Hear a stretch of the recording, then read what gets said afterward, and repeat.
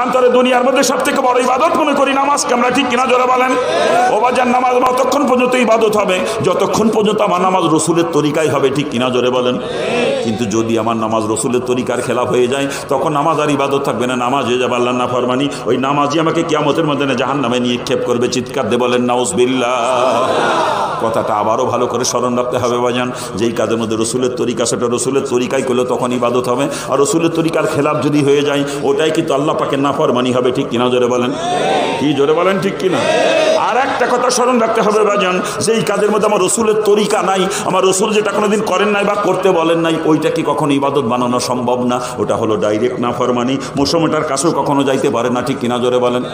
কি জোরে বলেন, ঠিক কিনা? আর একটা কথা স্মরণ রাখতে হবে বাজান, ইবাদতের পরিণতি জান্নাত আর নাফরমানির পরিণতি কিন্তু জাহান্নাম, ঠিক কিনা জোরে বলেন? আমার আল্লাহ কোরআনে পাকে পরিষ্কার ডাক দিয়ে জানিয়ে দেন, ফামাইয়ামাল মিসকালা যারাতিন খায়রান ইয়ারা, যারা পরিমাণে ইবাদত যদি করো বান্দারে, ওই ইবাদতের বদলে অবশ্যই তোমাকে দেওয়া হবে, তুমি কখনো তা থেকে বঞ্চিত হবে না। চিৎকার দিয়ে বলেন সুবহানাল্লাহ। অমাইয়ামাল মিসকালা যারাতিন শাররা, যারা পরিমাণে নাফরমানি করো বান্দা, ওই নাফরমানির শাস্তি অবশ্যই তোমাকে ভোগ করতে হবে, তুমি কখনো তার থেকে নিষ্কৃতি পাইবা না। চিৎকার দিয়ে বলেন নাউজুবিল্লাহ। এই জন্য বাজান জিন্দেগির কোনো একটা কাজ আমার নাফরমানি না হইয়া যায় সেদিকে সদা সতর্ক দৃষ্টি রেখে আমাকে দুনিয়ায় চলতে হবে। আমি দুনিয়ার জিন্দেগিতে যা কিছু করবো সব আমার ইবাদত হওয়া লাগবে। আর মাওলা আমাকে সৃষ্টিই করেছেন ইল্লা লিয়াবুদুন, ইল্লা একমাত্র ইবাদতের জন্য, অন্য কোনো কাজের জন্য সৃষ্টি করে নাই, ঠিক কিনা? অর্থাৎ যা কিছু আমি দুনিয়াতে করব সব কিন্তু ইবাদত হওয়া লাগবে। আমার পুরা জিন্দগিটা মাবুদের দরবারে ইবাদত হিসাবে গ্রহণযোগ্য হওয়া লাগবে, ঠিক কিনা?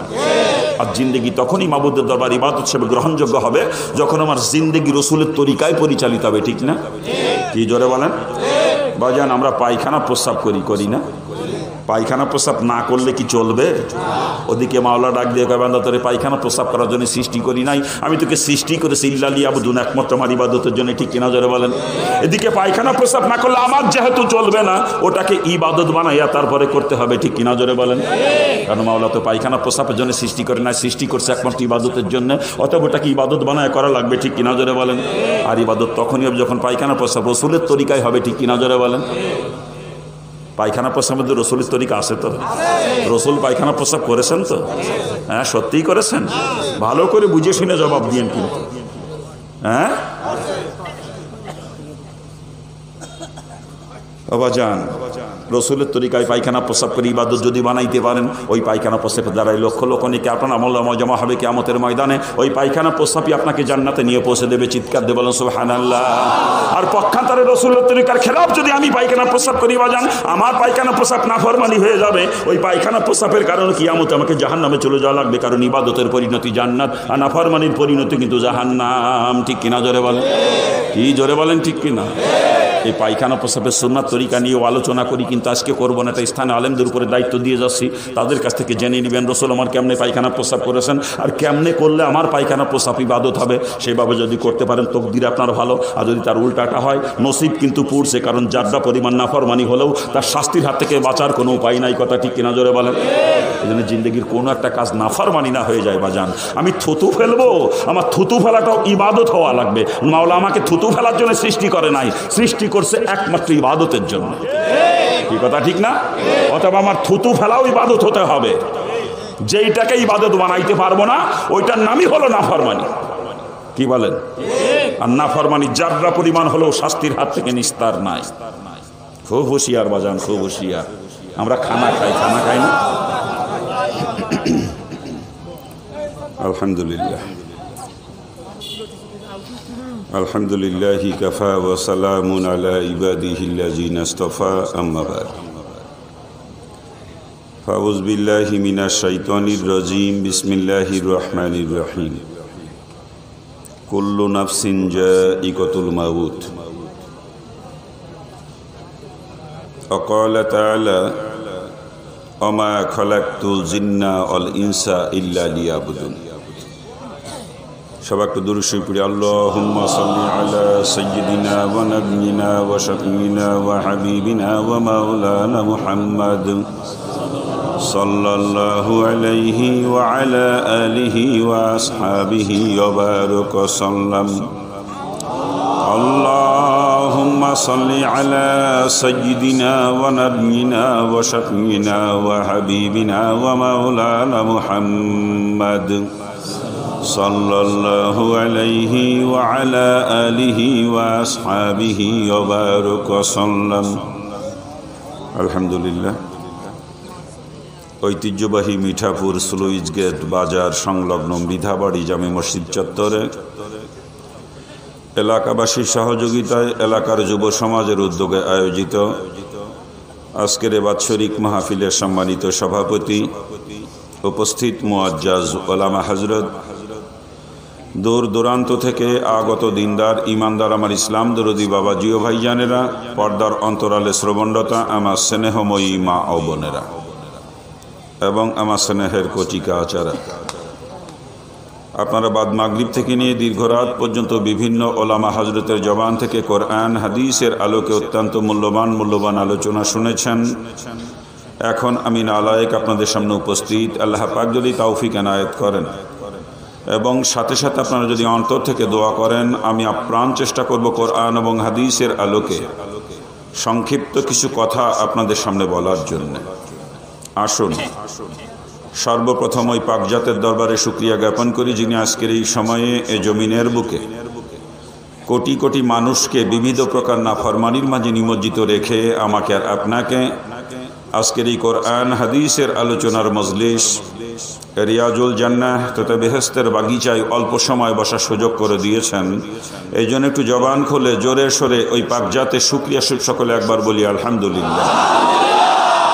আমার বাবাজিরা, এটা যে বেহেশতের বাগান, এ ব্যাপারে কোনো সন্দেহ আছে? যদি কারো সন্দেহ থাকে, কসম খোদার, তার নামাজ, রোজা, হজ, যাকাত কোনো আমল তার জন্য কোনো উপকার বয়ে আনতে পারবে না। কারণটা বেহেশতের বাগান। এ কথা আমি শামসুল হকের জবানের নয়, এ কথা বলেছেন এমন এক ব্যক্তি যার জবানের কোনো একটা কথা এ পর্যন্ত মিথ্যা হয় নাই এবং কিয়ামত পর্যন্তও হবে না। আর সেই মহামানব নবী-ই-দোজাহা সৈয়দুল আম্বিয়া নবী মুহাম্মদুর রাসূলুল্লাহ সাল্লাল্লাহু আলাইহি ওয়াসাল্লাম তার পবিত্র জবান দিয়ে বলেন, যতক্ষণ দ্বীনি আলোচনা চলবে ততক্ষণে ময়দান বেহেশতের বাগান। চিৎকার দিয়ে বলেন সুবহানাল্লাহ। আর তাই বাবাজিরা আমার, রসুলের এই কথার উপর যদি কেউ সন্দেহ করে তার ইমানই থাকবে না। আর ইমান যদি না থাকে, নেক আমল দিয়ে কি লাভ হবে বলেন? এই জন্যে বাপ, আল্লাহ পাক যে আমাদেরকে বেহেশতের বাগানে বসার সুযোগ করে দিয়েছেন, এতে আমরা সকলে খুশি তো? কি বলেন? আলহামদুলিল্লাহ। আমরা বেহেশতের বাগিচায় বসার সুযোগ পেয়ে খুশি হয়েছি, তাই না? একটু খবর নিয়ে দেখেন, আজকের ময়দানে অনেক দূরের লোকও এসে হাজির হয়েছে, ঠিক না? আবার একটু খোঁজ খবর নেন ময়দানের আশপাশ এলাকার বাড়িঘর গোলাতে এখনো পর্যন্ত কত হতভাগা মুসলমান ঘরে বসে বিবিকে নিয়ে কত মজার গল্প করতেছে, ঠিক না? কত হতভাগা এখনো পর্যন্ত বাড়িতে আত্মীয় স্বজনে কত আনন্দ ফুর্তিতে লিপ্ত আছে, ঠিক কিনা বলেন? আবার কত কপাল পোড়া মুসলমান ঘর থেকে বের হয়ে আসছে, ঠিকই, শয়তান তাদেরকে বেহেশতের বাগিচায় বসার সুযোগ দেয় নাই। শয়তান তাদের কানে রশি লাগাইয়া রাস্তার উপরে, বাজারের ভিতরে, দোকানের সামনে দিয়ে ঘুরাইতেছে, ঠিক না? আচ্ছা বলেন, কোনো মুসলমানের কানে কোরআন হাদিসের আলোচনার আওয়াজ পৌঁছায়, জান্নাতের বাগিচার খবর পৌঁছায়, এরপরেও যদি সে মুসলমান ওই জান্নাতের বাগিচায় উপস্থিত হতে না পারে, তার মতো হতভাগা কপাল পোড়া এ দুনিয়ার জমিনে আর কেউ থাকতে পারে? এই জন্যে বাপ, আমি আলোচনা শুরু করার পূর্বে যে পর্যন্ত মাইকের লাউড স্পিকারের ধ্বনি পৌঁছায়, এত অঞ্চলের প্রতিটা বালেগ পুরুষ মুসলমানের দুইখানা পায়ে হাত অনুরোধ করব, ও বাপ, সত্যিই যদি আপনি দাবি করেন আপনি একজন মুসলমান, আমি আপনার দুইখানা পায়ে হাত অনুরোধ করছি, আর দূরে দাঁড়িয়ে বসে থাকবেন না। মেহেরবানি করে অল্প সময়ের ভিতরে বেহেশতের বাগিচায় চলে আসেন। বলা যায় না বাপরে, আজকের রাত্রি আমার আপনার জীবনের শেষ রাত্রিও হয়ে যেতে পারে। আজকের দিনের মাঝে কত লোকে দুনিয়া থেকে চিরবিদায় নিয়েছে তার হিসাব নাই। আর আমি আর আপনি যে এই রাত্রিতে বিদায় নেব না, এমন কোনো গ্যারান্টি মনে হয় এখনো পর্যন্ত কারো কাছে আসে নাই। আসছে কোনো গ্যারান্টি বলেন? এই জন্যে বাপ, মালাকুল মউত যে কখন আসবে আর আমার আপনার টুটি টিপে ধরবে, এ খবর কিন্তু দুনিয়ার কারো জানা নাই। আর অন্ধকার কবরে কিন্তু আমাকে আপনাকে একাকী থাকতে হবে। এ দুনিয়ার বাড়ি গাড়ি টাকা পয়সা ধন দৌলত আত্মীয় স্বজন বিবি বাচ্চা কেউ আপনার সঙ্গে কবরে যাবেন। আবার একটু চিন্তা করেন আপনি ওই কবরের কথা। চিন্তা করে অল্প সময়ের জন্যে যিনি যেখানে যে পরিবেশেই থাকেন না কেন ওই পরিবেশ থেকে পৃথক হয়ে আসেন একটু বেহেশতের বাগিচায়। আল্লাহ পাক যদি চাহে আজকের এই বেহেশতের বাগিচায় বসাকে জড়িয়া করে আমার আপনার জীবনের সমস্ত গুনাহ খাতা মাফ করে দিতে পারেন। আমার মা বোনদের কাছে দাবি করবো, মাগো আমা যদি এখনো পর্যন্ত কোনো বালেক পুরুষ আপনাদের বাড়িতে থাকে মাগো একটু বলে কয়ে বোঝাইয়া সমঝাইয়া এই বেহেশতের বাগিচায় পাঠিয়ে দেন। মাগো আপনি যদি চেষ্টা করে একটা লোক এখানে পাঠাইতে পারেন আর ওই লোকটা এই ময়দানে এসে বসে যতগুলা কথা শুনবে প্রতিটা কথার বিনিময়ে এক বছর কবুল নফল ইবাদতের নেকি পাবেন। আর মাগো আপনি যে চেষ্টা করে পাঠাইলেন এই কারণে আপনিও ঘরে বসে থেকে এই সমপরিমাণ নেকির অধিকারিণী হবেন। আর মাগো ওমা শুধু পুরুষ লোকই মরবেন আমারে, আপনাকেও তো কবরে যেতে হবে। আর অন্ধকার কবরে আপনাকেও একাকিনী থাকতে হবে। আপনার আত্মীয় স্বজন স্বামী সন্তান কেউ আপনার সঙ্গে কবরে যাবে না। মা একটু চিন্তা করেন আপনি ওই কবরের কথা। চিন্তা করে অল্প সময়ের জন্যে বাড়ির বালেক পুরুষদেরকে এখানে পাঠিয়ে দিয়ে মাগো আপনি একটু নিরিবিলি একাকিনী এক জায়গায় বসেন, বসে আল্লাহ পাকের কোরআন রসুলের হাদিসের কিছু কথা আপনি একটু মনোযোগ সহ শ্রবণ করার চেষ্টা করেন।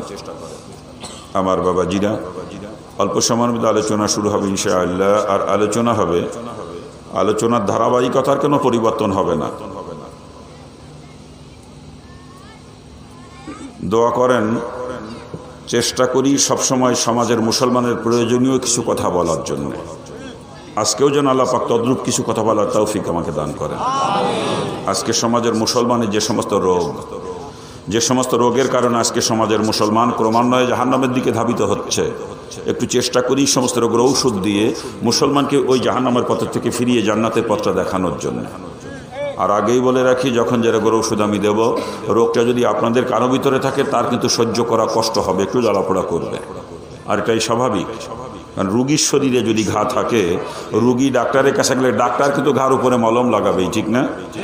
আর মলম যখন লাগাবে তখন জ্বালাপোড়া করবেই, কি বলেন?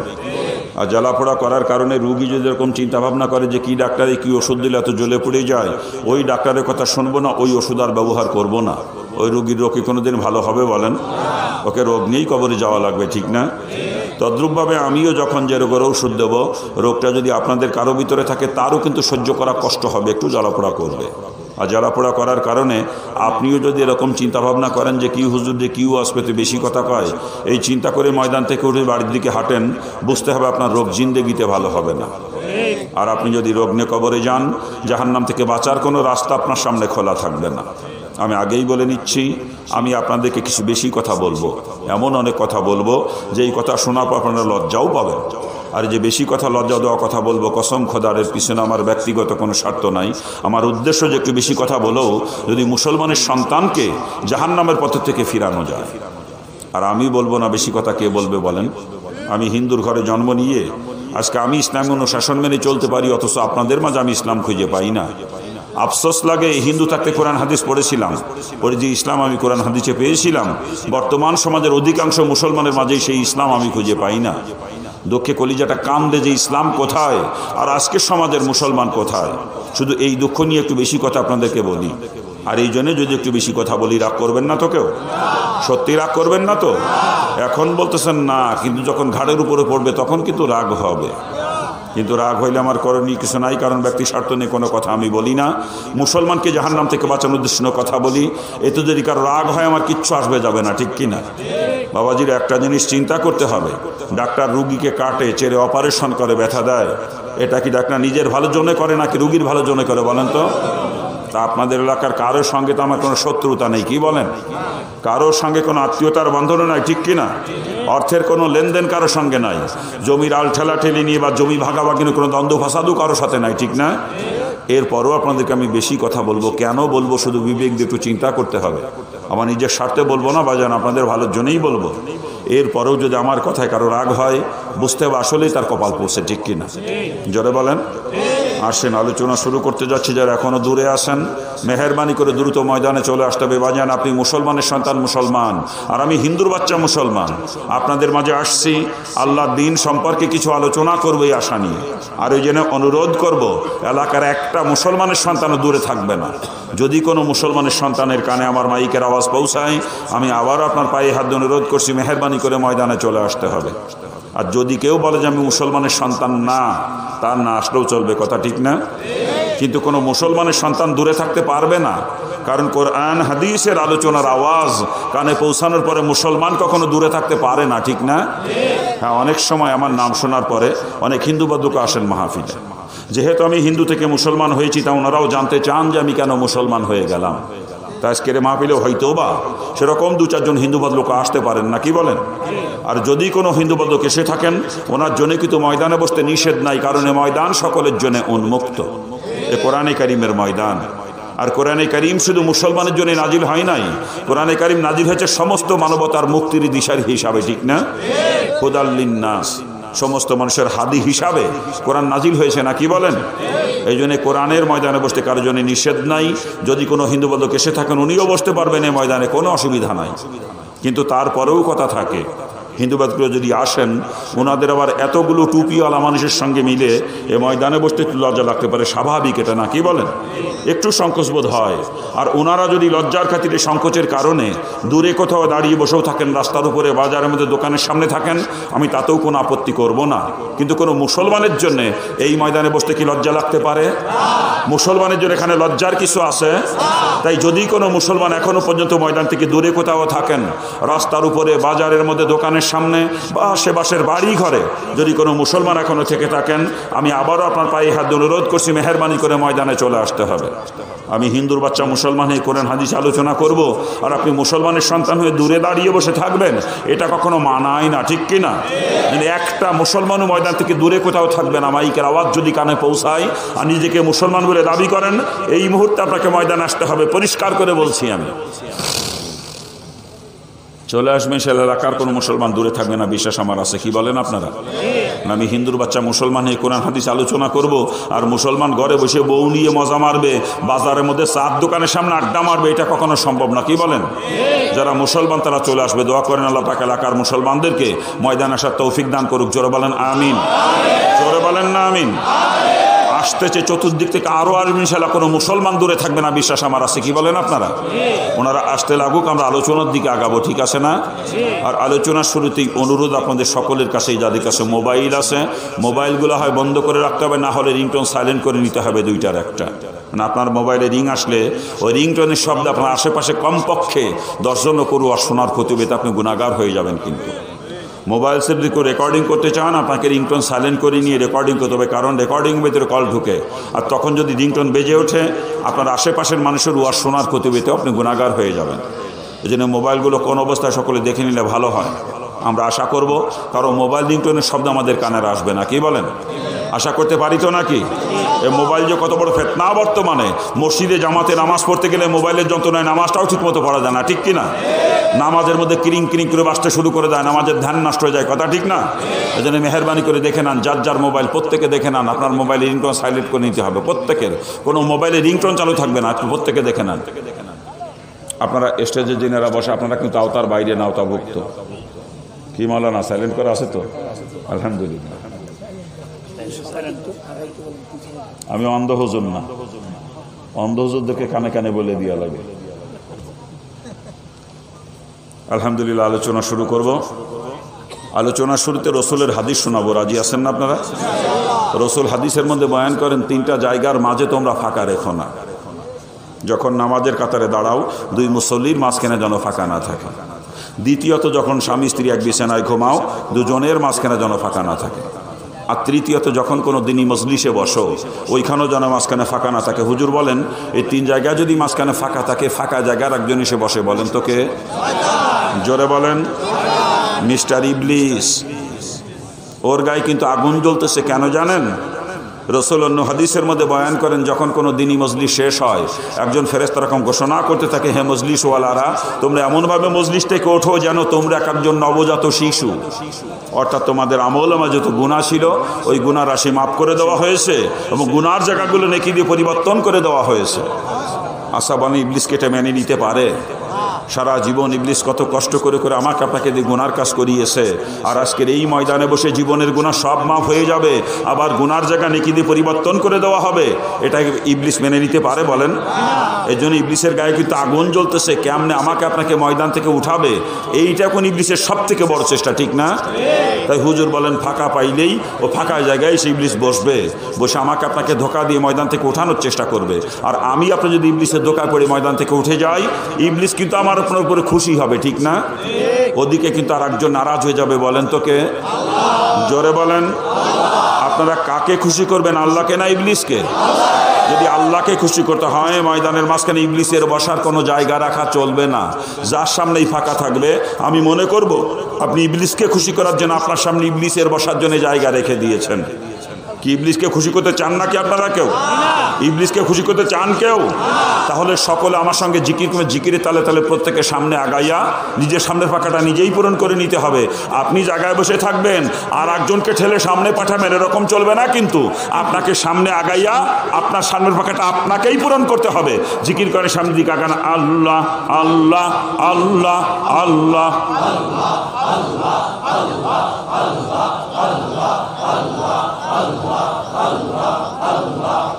আগান আগান আগান আগান। আমি জায়গায় বসে কাউকে জিকির করতে বলি না, জিকির করতে বলছি, সামনে গাইতে বলছি। কারো সামনে কোনো ফাঁকা জায়গা থাকবে না, ইবলিসের বসার কোনো জায়গায় ময়দানের মাঝখানে থাকবে না। আগান, দ্রুত দ্রুত দ্রুত আগাইতে হবে, দ্রুত দ্রুত দ্রুত।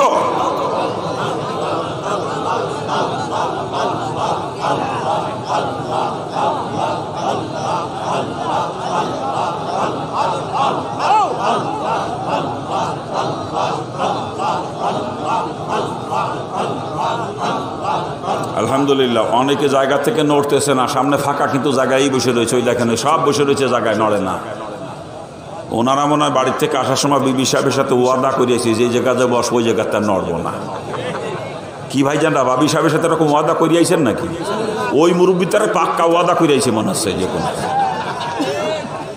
আচ্ছা, যদি কেউ ওয়াদা করে এসেও থাকেন, ওয়াদা খেলাপ করে সামনে গেলে নেকি হবে, গুনাহ হবে না। দিনই মজমায় গায়ে গায়ে মিলে বসা সুন্নাত। একটা সুন্নাতের যে কত দাম আমরা জানি না। এই দুনিয়া যদি কোটিবার বিক্রি করা হয় যত অর্থ হবে, সমস্ত অর্থ সদকা করে দিলে যে নেকি হবে, তার থেকে একটা সুন্নাতের দাম অনেক বেশি। রাসূল হাদিসের মধ্যে পরিষ্কার করে জানিয়েছেন, আখেরি জামানায় আমার কোনো উম্মত যদি একটা সুন্নাতের উপর আমল করে, আল্লাহ পাক তার আমল নামায় 100 শহীদের সওয়াব লিখে দিবেন। চিন্তা করেন, একটু কষ্ট করে আগায় গায়ে গিয়ে মিলে বসবেন, 100 শহীদের সব আমল নামায় জমা হয়ে যাবে। কত সহজে কত নেকি, নাকি বলেন? এরপরেও মুসলমান আগাইতে চায় না। দেখেন অনেকের সামনে এখনো ফাঁকা নড়ে না। ওনাদের আসলে নেকির দরকার নাই, ওনাদের নেকিতে পরিপূর্ণ হয়ে গেছে, নাকি কাজ আর লাগবে না নাকি, এই জন্য আগাইতেছে না আর কি। কিয়ামতের দিন বুঝবেন একটা নেকির কত দাম। সেদিন একটা নেকি যদি কম পড়ে যায়, সারা হাসরের ময়দান দৌড়াইবেন কুত্তার মতো। একটা নেকি দিয়ে কেউ সেদিন সাহায্য করবে না। মায়ের কাছে একটা নেকি চাইলে মা আপনাকে সন্তান বলে অস্বীকার করবে, বাপ আপনাকে পরিচয় দিবে না সন্তান বলে, ভাই আপনাকে চিনবে না, বোন আপনাকে চিনবে না, স্বামী স্ত্রীকে চিনবে না, স্ত্রী স্বামীকে পরিচয় দিবে না, একটা নেকি দেওয়ার ভয়তে। এত ভয়াবহ অবস্থা হবে কিয়ামতের দিন। একটা নেকির জন্য সারা হাসরের ময়দান দৌড়াইলেও একটা নেকি দিয়ে কেউ সাহায্য করবে না। সেদিন বুঝবেন যে নেকি কি জিনিস। এখন বুঝে আসতেছে না, এখনো জায়গায় বসে রয়েছে। দেখেন নেকি ওনাকে লাগবেই না। আল্লাহ পাক সকলকে বোঝার তৌফিক দান করুন। জোরে কর না আমিন। রাস্তার উপরে বাজারের মধ্যে অনেক লোক এখনো চলাচল করতেছেন। যদি মুসলমান হয়ে থাকেন, আপনাদেরকে ময়দানে আসার জন্য পায়ে হাত অনুরোধ করেছি। আমরা যদি হিন্দু হয়ে থাকেন, থাকতে পারবেন রাস্তায় বা বাজারের মধ্যে, আমার কোনো আপত্তি নাই। আমি আগেই বলছি হিন্দুরা দূরে থাকা আমি কোনো আপত্তি করব না, কিন্তু একটা মুসলমানও দূরে থাকতে পারবে না, পরিষ্কার কথা আমার। মুসলমান হলে আপনাকে ময়দানে আসতে হবে। আর এরপরেও যারা ময়দানে না আসে দূরে থাকবে, আমি ধরে নিতে পারি ওগুলো হয়তো বা হিন্দু। কি বলেন আপনারা? আর মুসলমানদের পায়ে হাত দিয়ে অনুরোধ করেছি, পায়ে হাত দিয়ে অনুরোধ করার পরে আর কিছু থাকতে পারে না, কথা ঠিক না? আর পায়ে হাত দিয়ে অনুরোধ করার পরেও যারা ময়দানে আসবে না, দূরে থাকবে, ওদেরকে মুসলমান বলে ভাবতেও আমার ঘৃণা লাগে। হ্যাঁ, দোয়া করেন আল্লাহ পাক মুসলমানদেরকে ময়দানে এনে দিক। মুসলমানরা চলে আসবে ইনশাল্লাহ, মুসলমানরা দূরে থাকবে না, মুসলমানরা চলে আসবে। আল্লাহ পাক মুসলমানদেরকে কবুল করুক। জোরে বলেন আমিন। আরে জোরে বলেন না আমিন। বাইরে যারা দাঁড়িয়ে আছেন, আপনারা ময়দানে বসতে পারেন না ভাইজান? এই ময়দানে বসতে হিন্দুদের লজ্জা লাগতে পারে, মুসলমানের তো লজ্জা লাগার কথা নয়। নাকি আপনারা আসলেই হিন্দু? আমি বুঝতে পারতেছি না ব্যাপারটা কিছু। আমি যে পায়ে হাত দিয়ে অনুরোধ করলাম, তারপরেও আপনাদের টনক নড়তেছে না, ব্যাপার বুঝলাম না। আসলে বেহেশতের বাগিচায় বসার সুযোগ তো সকলে পাবে না, এই কথা ঠিক না? আল্লাহ পাক তো জাহান্নামও সাতটা তৈরি করেছে, সে সাতটাও তো ভরতে হবে, লোক দরকার শেখানো, নাকি বলেন? দুনিয়াতে যারা বেহেশতের বাগিচায় বসার সুযোগ পেয়ে যাবে, আশা করা যায় তারা জান্নাতেও যাওয়ার সুযোগ পাবে। কি বলেন আপনারা? কিন্তু সবাই যদি এ জায়গায় বসার সুযোগ পেয়ে যায়, তাহলে জাহান্নামে যাবে কে? আল্লাহ পাক যে জাহান্নাম সাতটা বানাইছে, ও সাতটা ভরতে হবে না? মানে সবাই বসতে পারবে না, যার তকদির ভালো, নসিব যার ভালো, সেই বসতে পারবে দুনিয়ার বেহেশতের বাগিচায়, কথা ঠিক না ভাইজান? এখন ব্যাজ লাগার গোড়া লাগবে না, আপনাকেও বসতে হবে ময়দানে। এখানে স্বেচ্ছাসেবকের আর কোনো প্রয়োজন নাই, স্বেচ্ছাসেবকের দায়িত্ব পালন করতেছেন এখানে লক্ষ লক্ষ ফেরেশতা। রসুল বলেন এই মাজমাকে ঘিরে আসমান পর্যন্ত ফেরেশতাদের বহর চলে গেছে। এখানে বাড়তি স্বেচ্ছাসেবকের কোনো প্রয়োজন নাই, এখন স্বেচ্ছাসেবকের দায়িত্ব পালন করতেছে রহমতের ফেরেশতারা, নাকি বলেন? হ্যাঁ, যারা স্বেচ্ছাসেবকের ব্যাজ লাগায় ঘুরতেছেন, আপনাদেরকে ময়দানে বসে আলোচনা শুনতে হবে। আমার বাবাজিরা, দাওয়াত আপনারা পাইছেন কিনা জানি না, আমি দাওয়াত দিছি, আমার পরে কিন্তু বড় হুজুর আছে। বড় হুজুর চেনেন তো আপনারা? হ্যাঁ, তবারক হুজুর, তবারক হুজুর। দাওয়াত পাইছেন আগে আপনারা? কেউ দাওয়াত দেশে পর্যন্ত কেউ দাওয়াত দেয় নাই? আমি দাওয়াত দিয়ে দিলাম, তবারকের আয়োজন আছে আপনাদের জন্য। আমার পরে ওটার নাম দিয়েছি আমি বড় হুজুর। আপনাদের জন্য তবারকের আয়োজন আছে, তবারক না নিয়ে কেউ চলে যাবেন না, ওইটা কমপ্লিট হয়ে গেলে আমার আলোচনা শেষ আর কি। যখন আপনাদেরকে পরিবেশন করার মতো পরিবেশ হয়ে যাবে, আমি আলোচনা ইতি দিয়ে দেবো। আমার কানে যখনই খবর আসবে হুজুর তৈরি হয়ে গেছে, তখন আমি ছেড়ে দেবো আলোচনা। কি বলেন আপনারা? হ্যাঁ, তবারক না নিয়ে কেউ চলে যাবেন না কিন্তু, কি খেয়াল থাকবে তো? হ্যাঁ, আসেন আলোচনা শুরু করব। সময় কিছু নষ্ট করে ফেলছি, আসলে নষ্ট করি নাই, এতক্ষণ জমিন তৈরি করার চেষ্টা করতেছিলাম, এবার বীজ বুনবো ইনশাল্লাহ। কি বলেন? জমিন তৈরি না করে বীজ বুনলে ফসল খুব একটা ভালো হয় না। এতক্ষণ চাষ দিয়ে জমিন তৈরি করার চেষ্টা করেছি, এবার নিয়ত করছি বীজ বুনবো। দোয়া করেন আল্লাহ পাক যেন তৌফিক দান করে। আসেন, আল্লাহ পাক কালামে পাকে পরিষ্কার করে ঘোষণা করছেন, ওমা খালাকতুল জিন্না ওয়াল ইনসা ইল্লা লিয়াবুদুন। জিন এবং ইনসান এই দুই জাতিকে আল্লাহ পাক কেন সৃষ্টি করেছেন, সেই উদ্দেশ্য এখানে বয়ান করেছেন, ঠিক না? আমার মাওলা ডাক দিয়ে কয়, দুনিয়ার মানুষেরা ভালো করে জেনে নাও, এই উদ্দেশ্য নিয়ে তোমাদেরকে সৃষ্টি করি নাই, তোমরা খানা খাইবে, ঘুমাইবে, পায়খানা প্রস্রাব করবে, এই জন্য তোমাদেরকে সৃষ্টি করা হয় নাই। ব্যবসা করবে, দোকানদারি করবে, কৃষিকাজ করবে, চাকরি করবে, এই উদ্দেশ্যে তোমাদেরকে আমি সৃষ্টি করি নাই। রাজনীতি করবে, সংসার করবে, বিবি বাচ্চা নিয়ে আনন্দ ফুর্তি করবো, বরং এর উদ্দেশ্যে তোমাদেরকে সৃষ্টি করা হয়েছে ইল্লা লিয়াবুদুন, একমাত্র আমি আল্লাহর ইবাদত করবে, এই উদ্দেশ্যে তোমাদেরকে সৃষ্টি করা হয়েছে। চিৎকার দিয়ে বলেন সুবহানাল্লাহ। কে বলতেছেন এ কথা? জোরে বলেন। অনেকের মনে প্রশ্ন আসতে পারে, আল্লাহ পাক যদি একমাত্র ইবাদতের জন্যই সৃষ্টি করে থাকেন, আর 24 ঘন্টা মসজিদে বসে বসে ইবাদতই করতে থাকি, তাহলে দুনিয়ার জিন্দেগি চলবে কি করে? স্বাভাবিক একটা প্রশ্ন, ঠিক না? আসলে ইবাদত যে কাকে বলে আমরা বুঝি নাই বাজান। আমরা মনে করি নামাজ পড়া, রোজা রাখা, হজ করা, যাকাত দেওয়া, দান সদকা করা, কোরআন তেলাওয়াত করা, জিকির আজগার করা, এরকম কিছু কাজ ইবাদত, এরকম ধারণা আমাদের আছে, ঠিক না? এগুলো তো অবশ্যই ইবাদত, কোনো সন্দেহ নাই, কিন্তু শুধু এইগুলাই ইবাদত নয়। একজন মুসলমান তার হায়াতের শুরু থেকে নিয়ে মৌতের আগ মুহূর্ত পর্যন্ত যা কিছু করবে দুনিয়াতে, সবই তার ইবাদত হবে, যদি সেটা রসুলের তরিকায় হয়। বাবাজিরা ভালো করে বুঝতে হবে, মুসলমান খানা খাইবে, ঘুমাইবে, পায়খানা প্রস্রাব করবে, ব্যবসা করবে, দোকানদারি করবে, কৃষিকাজ করবে, চাকরি করবে, রাজনীতি করবে, সংসার করবে, বিবি বাচ্চা আনন্দ ফুর্তি করবে, এমনকি মুসলমান স্বামী স্ত্রী মিলামিশা করবে, ওই কাজটাও যদি আমার রসুলের তরিকায় হয়ে যায়, বাজানোটা ইবাদত হবে। ওর দ্বারাই লক্ষ লক্ষ নেকি মুসলমানের আমলনামা জমা হবে কিয়ামতের ময়দানে। ওইটার কারণে মুসলমানের জন্য বেহেশতের রাস্তা খোলা হয়ে যাবে। চিৎকার দিয়ে বলেন সুবহানাল্লাহ। অর্থাৎ যেই কাজের মধ্যে রসুলের তরিকা আছে ওটা রসুলের তরিকাই করি যদি তখন ইবাদত হবে, আর রসুলের তরিকার খেলাফ হয়ে গেলে ওটাই কিন্তু আল্লাহ পাকের নাফরমানি হবে। ঠিক কিনা জোরে বলেন?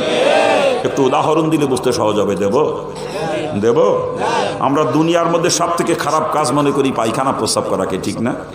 এই পায়খানা প্রস্রাব রসুলের তরিকায় হয়ে যায় বাজান, তখন পায়খানা প্রস্রাব আর পায়খানা প্রস্রাবটা কেন এটি ইবাদত হয়ে যায়। ওর দ্বারাই লক্ষ লক্ষ নেকি মুসলমানের আমল নামায় জমা হয় কিয়ামতের ময়দানে। ওই পায়খানা প্রস্রাবই মুসলমানকে জান্নাতে নিয়ে পৌঁছে দেয়। চিৎকার দিয়ে বলেন সুবহানাল্লাহ। পক্ষান্তরে দুনিয়ার মধ্যে সব থেকে বড় ইবাদত মনে করি নামাজকে আমরা, ঠিক কিনা জোরে বলেন? ও বাজান নামাজ ততক্ষণ পর্যন্ত ইবাদত হবে যতক্ষণ পর্যন্ত আমার নামাজ রসুলের তরিকায় হবে। ঠিক কিনা জোরে বলেন? কিন্তু যদি আমার নামাজ রসুলের তরিকার খেলাফ হয়ে যায় তখন নামাজ আর ইবাদত থাকবে না, নামাজ হয়ে যাবে আল্লাহর নাফরমানি। ওই নামাজই আমাকে কিয়ামতের মধ্যে জাহান্নামে নিয়ে নিক্ষেপ করবে। চিৎকার দিয়ে বলেন নাউজুবিল্লাহ। কথাটা আবারও ভালো করে স্মরণ রাখতে হবে বাজান, যেই কাজের মধ্যে রসুলের তরিকা সেটা রসুলের তরিকায় করলে তখন ইবাদত হবে, আর রসুলের তরিকার খেলাফ যদি হয়ে যায় ওটাই কিন্তু আল্লাহ পাকের নাফরমানি হবে। ঠিক কিনা জোরে বলেন? কি জোরে বলেন? ঠিক কিনা? আর একটা কথা স্মরণ রাখতে হবে বাজান, যেই কাজের মধ্যে আমার রসুলের তরিকা নাই, আমার রসুল যেটা কোনোদিন করেন নাই বা করতে বলেন নাই, ওইটা কি কখনো ইবাদত বানানো সম্ভব না। ওটা হলো ডাইরেক্ট নাফরমানি, মুসলমানটার কাছেও কখনো যাইতে পারে না। ঠিক কিনা জোরে বলেন? কি জোরে বলেন? ঠিক কিনা? আর একটা কথা স্মরণ রাখতে হবে বাজান, ইবাদতের পরিণতি জান্নাত আর নাফরমানির পরিণতি কিন্তু জাহান্নাম। ঠিক কিনা জোরে বলেন? আমার আল্লাহ কোরআনে পাকে পরিষ্কার ডাক দিয়ে জানিয়ে দেন, ফামাইয়ামাল মিসকালা যারাতিন খায়রা ইয়ারা, যারা পরিমাণে ইবাদত যদি করো বান্দারে ওই ইবাদতের বদলে অবশ্যই তোমাকে দেওয়া হবে, তুমি কখনো তা থেকে বঞ্চিত হবে না। চিৎকার দিয়ে বলেন সুবহানাল্লাহ। আমাইয়ামাল মিসকালা যারাতিন শাররা, যারা পরিমাণে নাফরমানি করো বান্দা ওই নাফরমানির শাস্তি অবশ্যই তোমাকে ভোগ করতে হবে, তুমি কখনো তার থেকে নিষ্কৃতি পাইবা না। চিৎকার দিয়ে বলেন নাউজুবিল্লাহ। এই জন্য বাজান জিন্দেগির কোনো একটা কাজ আমার নাফরমানি না হইয়া যায় সেদিকে সদা সতর্ক দৃষ্টি রেখে আমাকে দুনিয়ায় চলতে হবে। আমি দুনিয়ার জিন্দেগিতে যা কিছু করব সব আমার ইবাদত হওয়া লাগবে। মাওলা আমাকে সৃষ্টি করেছেন ইল্লা লিয়াবুদুন, ইল্লা একমাত্র ইবাদতের জন্য, অন্য কোনো কাজের জন্য সৃষ্টি করে নাই। ঠিক কিনা? অর্থাৎ যা কিছু আমি দুনিয়াতে করব সব কিন্তু ইবাদত হওয়া লাগবে। আমার পুরা জিন্দেগিটা মাবুদের দরবারে ইবাদত হিসাবে গ্রহণযোগ্য হওয়া লাগবে। ঠিক কিনা? আর জিন্দেগি তখনই মাবুদের দরবার ইবাদত হিসেবে গ্রহণযোগ্য হবে যখন আমার জিন্দেগি রসুলের তরিকায় পরিচালিত হবে। ঠিক না? কি জোরে বলেন? বাজান আমরা পায়খানা প্রস্রাব করি না? পায়খানা প্রস্রাব না করলে কি চলবে? ওদিকে মাওলা ডাক দিয়ে বান্দা তোরে পায়খানা প্রস্রাব করার জন্য সৃষ্টি করি নাই, আমি তোকে সৃষ্টি করেছি ইল্লা লিয়াবুদুন, একমাত্র আমার ইবাদতের জন্য। ঠিক কিনা জোরে বলেন? এদিকে পায়খানা প্রস্রাব না করলে আমার যেহেতু চলবে না ওটাকে ইবাদত বানাইয়া তারপরে করতে হবে। ঠিক কিনা জোরে বলেন? কারণ মাওলা তো পায়খানা প্রস্রাবের জন্য সৃষ্টি করে না, সৃষ্টি করছে একমাত্র ইবাদতের জন্য, অতএব ওটাকে ইবাদত বানায় করা লাগবে। ঠিক কিনা জোরে বলেন? আর ইবাদত তখনই হবে যখন পায়খানা প্রস্রাব রসুলের তরিকায় হবে। ঠিক কিনা জোরে বলেন? পায়খানা প্রস্রাবের মধ্যে রসুলের তরিকা আছে তো? রসুল পায়খানা প্রস্রাব করেছেন তো? হ্যাঁ সত্যিই করেছেন? ভালো করে বুঝে শুনে জবাব দিয়েন কিন্তু। হ্যাঁ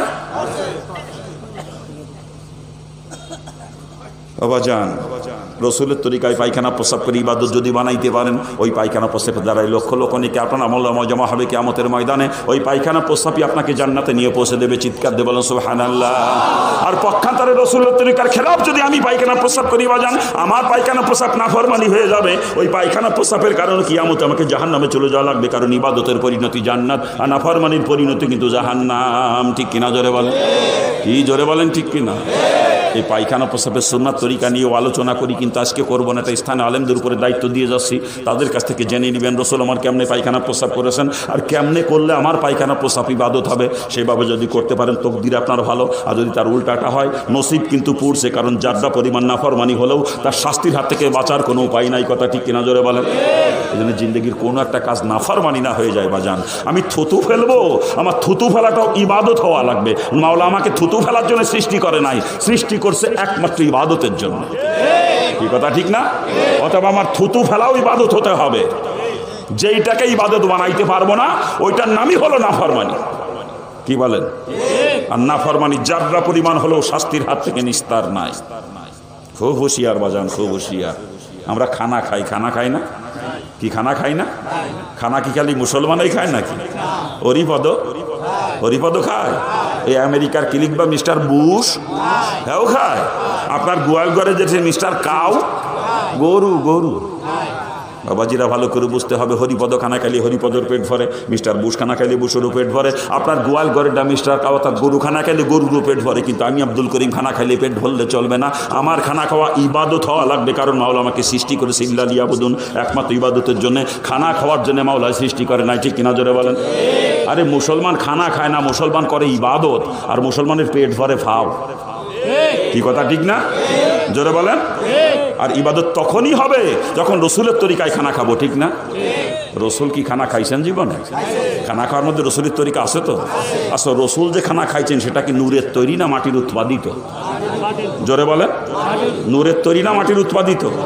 নূরের তৈরি যে তার খোরাকও নূর, আর যে মাটির তৈরি তার খোরাকও মাটির উৎপাদিত জিনিস।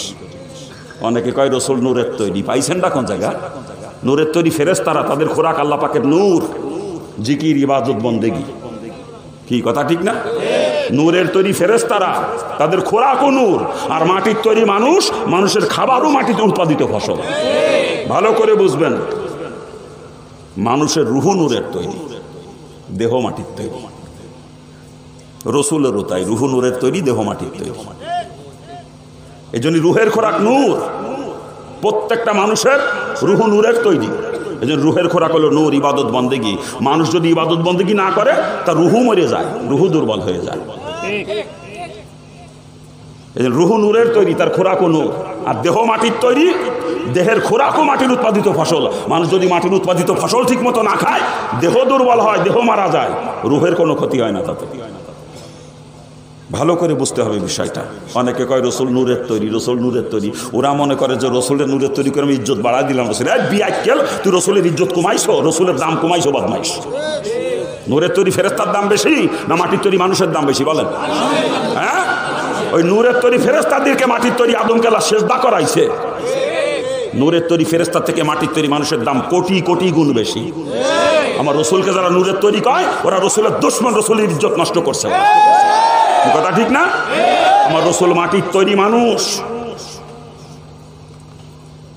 কিন্তু রসুলের রুহু নূরের তৈরি। রসুলের রুহুকে আল্লাহ পাক সৃষ্টি করছেন সর্বপ্রথম। রসুলের রুহুকে, রসুলকে নয়, রসুলের রুহুকে আল্লাহ পাক সর্বপ্রথম সৃষ্টি করেছেন। সৃষ্টি করে বিভিন্ন সূরাতে রাখছেন, কখনো ময়ূরের সূরাতে, কখনো তারকার সূরাতে, বিভিন্ন সূরাতে রাখছেন বিভিন্ন জায়গায়। এরপরে মা আমিনার পেটের মধ্যে যখন মাটির দেহ তৈরি হয়েছে রসুলের, তখন ওই রুহুটাকে দেহের মধ্যে ঢুকাই দিয়েছেন আল্লাহ পাক। এই রুহু এবং মাটির দেহ, নূরের তৈরি রুহু এবং মাটির তৈরি দেহ, দুইটা মিলে হলো রসুল। দুইটা মিলে কি রসুল? ঠিক তদ্রূপ আমি আর আপনিও নূরের তৈরি রুহু আর মাটির তৈরি দেহ, দুইটা মিলে মানুষ। আল্লাহ পাক সকলকে বোঝার তৌফিক দান করুন। এই জন্য জিজ্ঞেস করতেছিলাম রসুল খানা খাইছেন কিনা, পায়খানা প্রস্রাব করছেন কিনা। নূরের তৈরি যারা ফেরেশতা, তাদের পায়খানা প্রস্রাব নাই, তাদের খানা নাই, তাদের ঘুম নাই, তারা বিবাহ শাদী করে না, তাদের সন্তানাদি হয় না। রসুলের কি হয়েছে এগুলা? রসুল ঘুমাইছেন? হ্যাঁ, বিবাহ শাদী করছেন, সন্তানাদি হয়েছে? তাহলে বুঝতে হবে রসুল নূরের তৈরি নয়। কি বলেন? আল্লাহ পাক সকলকে বোঝার তৌফিক দান করুন। জোরে বলেন না আমি। তাহলে রসুল খানা খাইছেন জীবনে নাকি? কন রসুলের তরিকায় খানা যদি খাইতে পারেন ময়দান, শুধু পেটই ভরবে না, ওই খানা খাওয়ার দ্বারা লক্ষ লক্ষ নেকি আমল নামায় জমা হয়ে যাবে কিয়ামতের ময়দানে। ওই খানা খাওয়ার কারণে আপনার জন্য বেহেশতের রাস্তা খোলা হয়ে যাবে। চিৎকার দিয়ে বলেন সুবহানাল্লাহ। পক্ষান্তরে আমি যদি রসুলের তরিকার খেলাফ খানা খাই, বাজান হরিপদর মতো, মিস্টার বুশের মতো, হায়ান জানোয়ারের মতো, আমার পেট ভরবে ঠিকই, কিন্তু খানা খাওয়া নাফরমানি হয়ে যাবে। ওই খানা খাওয়ার কারণে আমাকে কিয়ামতে জাহান্নামে চলে যাওয়া লাগবে। কারণ ইবাদতের পরিণতি জান্নাত, আর নাফরমানির পরিণতি কিন্তু জাহান্নাম। ঠিক কিনা জোরে বলেন? কি জোরে বলেন? ঠিক কিনা? এভাবে জিন্দগির প্রত্যেকটা কাজকে ইবাদত বানাইয়া করা লাগবে রসুলের তরিকায় করে। কারণ আল্লাহ পাক সৃষ্টি করেছে ইল্লা লিয়াবুদুন, একমাত্র ইবাদতের জন্য, অন্য কোনো কাজের জন্য সৃষ্টি করে নাই। ঠিক কিনা? এই খানা খাওয়ার সুন্নাত তরিকা নিয়েও আলোচনা করব না, এটাও স্থান আলেমদের উপরে দায়িত্ব দিয়ে যাচ্ছি। আলেমদের কাছ থেকে জেনে নেবেন রসুল কেমনে খানা খেয়েছেন, আর কেমনে খাইলে আমার খানা খাওয়া ইবাদত হবে। সেভাবে যদি খাইতে পারেন তকদির ভালো, আর যদি তার উল্টাটা হয় নসিব কিন্তু পড়ছে। কি কথা ঠিক না? জোরে বলে। এভাবে জিন্দগির প্রত্যেকটা কাজ, আমরা ব্যবসা করি, অনেকে ব্যবসা করি না, কিন্তু ব্যবসা করার জন্য আল্লাহ পাক সৃষ্টি করে নাই, সৃষ্টি করেছে ইল্লা লিয়াবুদুন, একমাত্র ইবাদতের জন্য। অর্থাৎ ব্যবসা যদি করাই লাগে, ইবাদত বানাইয়া করা লাগবে। ঠিক কিনা? আর ইবাদত তখনই হবে যখন ব্যবসা রসুলের তরিকায় হবে। ঠিক না? ব্যবসার মধ্যে রসুলের তরিকা আছে তো? ব্যবসা করতে যে মালের ভিতরে ভেজাল ঢোকানো যাবে না, ওজনে কম বেশি করা চলবে না, জালিয়াতি, জুয়া, চুরি, ধোকাবাজি, মিথ্যার আশ্রমে ব্যবসা করা চলবে না। সুন্নাত তরিকায় ব্যবসা যদি করতে পারেন বাজান, আপনার ব্যবসা ইবাদত হয়ে যাবে। ওই ব্যবসার দ্বারা লক্ষ লক্ষ নেকি আপনার আমলনামায় জমা হবে কিয়ামতের ময়দানে। ওই ব্যবসা আপনাকে জান্নাতে নিয়ে পৌঁছে দেবে। চিৎকার দিয়ে বলেন সুবহানাল্লাহ। আর আমরা ব্যবসা করি কেমনে দেখেন, আমি ব্যাপারী মানুষ। আপনার কাছে কি কয়, ব্যাপারী কয় তো নাকি? আমি ব্যাপারী মানুষ। বাজারের দিন বা হাটের দিন কাটা ঝোলায় মাল কিনি। ওই মাল কেনার সময় আমার খেয়াল থাকে কেমনি 42 কেজি দিয়ে মন বানানো যায়। আবার ওই মাল যখন বিক্রি করব তখন আমার খেয়াল 38 কেজির বেশি যেন এক মনে না যায়। কেনার সময় 42 কেজি, বেচার সময় 38 কেজি। কি করে কি না? হ্যাঁ, আপনি ধান বিক্রি করতে নিয়ে গেছেন বাড়ির থেকে, ওজন করে 40 কেজি মাইপিয়ে তার উপরে সেটি বেশিও নিয়ে গেছেন এক মন। কিন্তু যেই ব্যাপারীর কাছে নিয়ে বিক্রি করছেন আপনার সামনে ওজন করবে 38 কেজির বেশি, জীবনও হবে না। কি কথা ঠিক না ভুল করছে? জোরে বলেন। আবার আপনি বাজারতে গরুর গোশত কিনে নিয়েছেন 5 কেজি, বাড়ি নিতে কোনো দিন মাইপিয়ে দেখেন নাই, ডেইলি দেন ডিসির মধ্যে 2 রান্না করা শুরু করে নাকি গা? একদিন মাইপিয়ে দেখেন কটুক পাইছেন 4.5 কেজি হওয়াই কষ্ট। কি কথা ঠিক না ভুল হচ্ছে? এই যে ওজনে কম বেশি করে ব্যবসা করে যেই টাকা লাভ করতেছি বাজান, ওই লাভের টাকা খাওয়া আর শুয়োরের গোশত খাওয়ার মধ্যে কিন্তু কোনো পার্থক্য নাই। চিৎকার দিয়ে বলেন নাউজুবিল্লাহ। কি আপনারা ঘোরেন কে? ভিতরে বসতে পারেন না? ব্যাপার বুঝলাম না।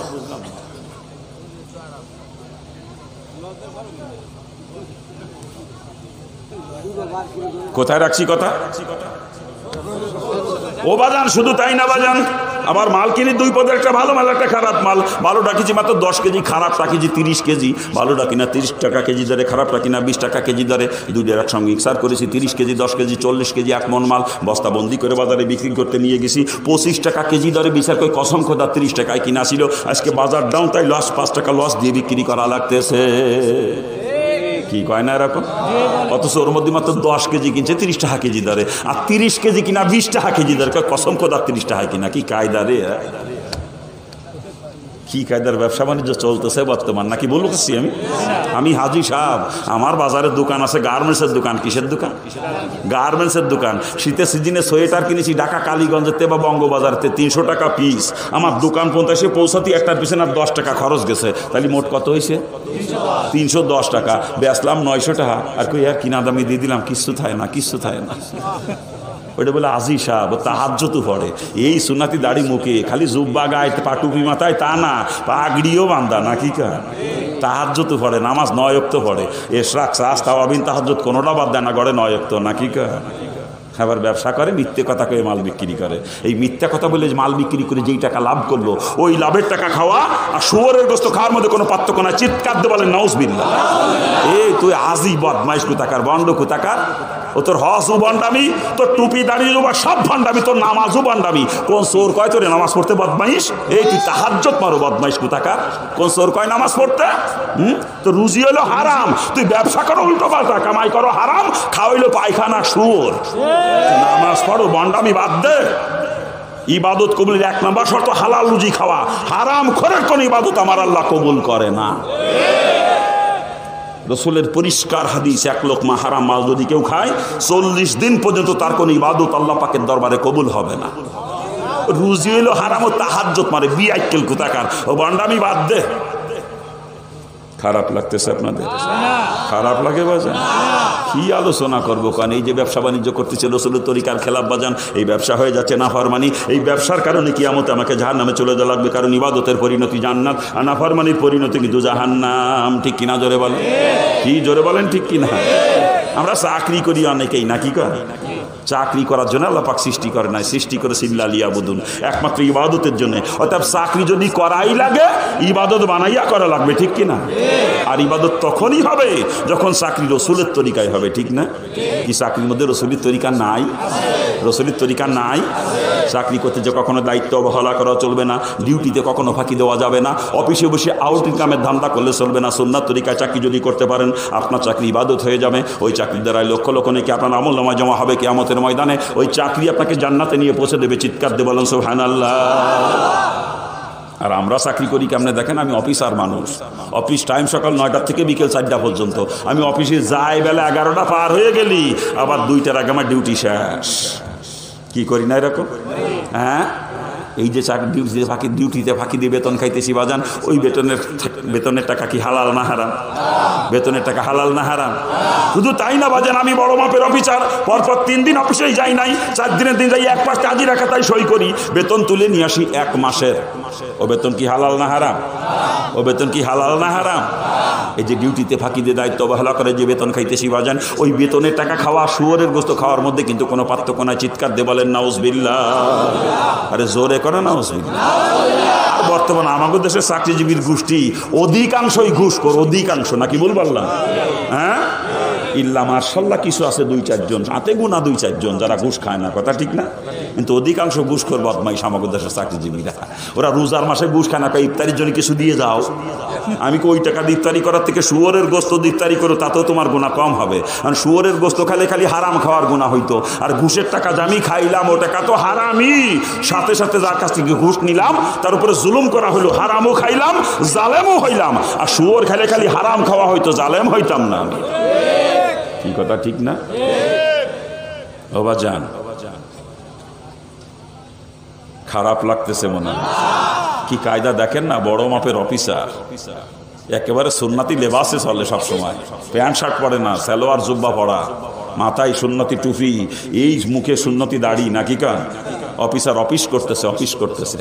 জোহরের আজান হয়েছে, নামাজ পড়তে যাবে, প্রস্তুতি নিচ্ছে। এমন সময় একটা লোক আইসে একটা ফাইল নিয়ে কয়, স্যার আপনার একটা সই নালে আমার কাজটা হচ্ছে না। স্যার আমার কাজটা আটকে রয়েছে, স্যার একটা সই করে দেন। টাকা দাও, টাকা ছাড়া সই হবে না। ধমক দিয়ে কয় জামাতে টাইম হচ্ছে, দিলি তাড়াতাড়ি দাও, না চলে গেলাম, সইটাই করতে পারবো না। ও বদমাইশ ঘুষ খেয়েও নামাজ পড়তে যায়, চিন্তা করে না? এই ঘুষখোর বদমাইশ মসজিদে ঢুকে মসজিদ না পাক হয়, ওগুলো জুতো পিটা করে মসজিদ থেকে বের করে দেবেন।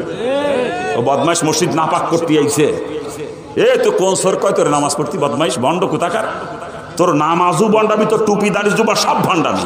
তুই ঘুষখোর বদমাইশ, হারাম খাও, এই শুয়োর খাইও বদমাইশ। হ্যাঁ, কোন সর কয় তোরে নামাজ পড়তে? ভণ্ডামি জাগা পাও না নাকি? খারাপ লাগতেছে নাকি? খারাপ লাগে বাজান, বড় কষ্ট লাগে দেখে, বড় কষ্ট। চাকরি একটা করতে পারলি হয়, কয়েকদিনের মধ্যে বাড়ি বিল্ডিং দিয়ে ফেলে, নাকি কা? হ্যাঁ, কিছুদিন আগেও দেখছিলাম বাড়ি ভাঙ্গা, টিনের ঘর, বৃষ্টি বাইরে নামার আগে ঘরের মধ্যে পানি পড়তো। কি কথা ঠিক না? ওর বাপ পরের ক্ষেত্রে কামলাগিরি করতো, নালি রিক্সা চালাইতো, রিক্সা ওইভাবে কষ্ট করে রিক্সা চালায় বা কামলাগিরি করে পোলারে লেখাপড়া শিখেছে। পোলা লেখাপড়া শিখে চাকরি পাইয়ে অফিসার হয়েছেন, কয়েকদিনের মধ্যেই বাড়ি সেই টিনির ভাঙ্গা টিনির ঘর আর নাই, এখন সে জায়গা 3 তলা বিল্ডিং, নাকি কা? আর এলাকায় যদি কেউ কাজ জমি বিক্রি করবো, ওর উপরে টাকা দিয়ে জমি কেনার মতো মানুষ বর্তমান ওই এলাকায় নাই। কি কথা ঠিক না? খালি কি তাই, ঢাকা শহরে ফ্ল্যাট কিনে ফেলাইছে, আশুলিয়ায় জমি কিনে বাড়ি বানাইছে 4 তালা। কি কথা ঠিক না? বাপেরে হজও করাই নিয়ে আইছে। ওই যে কামলা দিতে পরের খাতে রিক্সা চালাতে হেবিয়া কেন হজ করে আজি সাহেব হয়েছে, কারণ মসজিদে যেও মাতবরি করে আজি সাহেব, নাকি কা? হ্যাঁ, আর মসজিদে যেও মাতবরি করে আজি সাহেব। আর কি ডাট, ওরে বাপরে বাপ, বাজার করতে গেলি বাজারে যত ভালো মাছ, দামি মাছ, আজি সাহেবের উপরে টাকা দিয়ে কেনার মতো মানুষ ওই দেশে নাই। কি কথা ঠিক না? জোরে কন। এই মোটা মোটা শলা চিংড়ি না গলদা চিংড়ি কয় আপনাদের দেশে, কোনটা? হ্যাঁ, মোটা মোটা শলা চিংড়ি, তাও পুকুরির ডানা, চাষের ডানা, কেনে নদীর ডা ভাই, নাকি কয়? যার কেজি 1200 টাকা 1400 টাকা, ওইটি কেনে। এই কবুতরের বাচ্চা কেনে, দেশি মুরগি, কষি মুরগি কেনে, নাকি কয়? হ্যাঁ, বাজার করা দেখলি মাথা ঘোরে। টাহার তো অভাব নাই, বোঝেন না? পোলা বান্ডিল ধরে ধরে টাকা দেয় বাপরে খরচ করার জন্য, বান্ডিল ধরে ধরে। টাহার তো অভাব নাই, কথা ঠিক না? বাজার টাজার করা কমপ্লিট হলি কাজের লোক সাথে নিয়ে যায়, একা যায় না বাজারে, কাজের লোক সাথে নিয়ে যায়। কাজের লোকের কাছে বাজারের ব্যাগ দিয়ে কয় তুই বাজার নিয়ে চলে যা, আমি একটু চা খাই আসতেছি। ওই যে আজি সাহেব বসলো চার দোকানে, বসে হইলে চা কাপ নিয়ে আর কি গল্প আজি সাহেবের।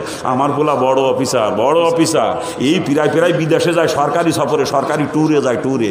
এই কয়দিন আগে সিঙ্গাপুর গেলে, যে লাঠি দেখো না আমার লাঠি কান, সিঙ্গাপুর তেমনি আমার পোলা পিতল দিয়ে বান্ধানো লাঠি, পকেটে তসবি টান দিয়ে বাইর করে, কয় তসবি দেখছে, এই যে মালয়েশিয়ান তসবি। আমার বলা সরকারি ট্যুরে গেল মালয়েশিয়া, এই জায়গার তাই নিয়ে দিচ্ছে। কি গর্ব পোলারে নিয়ে, নাকি কয়? পার জুতো দেখায় মানুষের, দেখছো জুতো, দেখছো বিদেশি কোম্পানির জুতো, দামি জুতো, অ্যাপেক্সের জুতো, আমার বলা ডাহাতে নিয়ে আসে, ডাহাতে। কি কয় না এরকম? কয় কি না জোরে কয়? পোলা নিয়ে কি গর্ব যে করে, এ বিয়াক্কেল তোর গর্ব ছুটিয়ে যাবে। তুই কুত্তা নিয়ে গর্ব করো না? এ তোর ওটা কুত্তা, ও কুত্তা পায়খানা খায়, তোরেও সেই পায়খানা খাওয়াই রে, বোঝো না? তুই কুত্তা নিয়ে গর্ব করো, তোর কুত্তা একা জাহান্নামে যাবে না। তোরে নিয়ে তারপরে যাবে। আল্লাহ কোরআনের মধ্যে তাও জানাইতেছে, তাহা তাকদামিনা লিয়াকুনা মিনাল আসফালিন, ওই কুত্তা তোরে পার নিচে ফেলবে কিয়ামতের দিন, ফেলাইয়ে পালাইয়া চটকাইয়া তোরে নিয়ে তারপরে জাহান্নামে যাবে।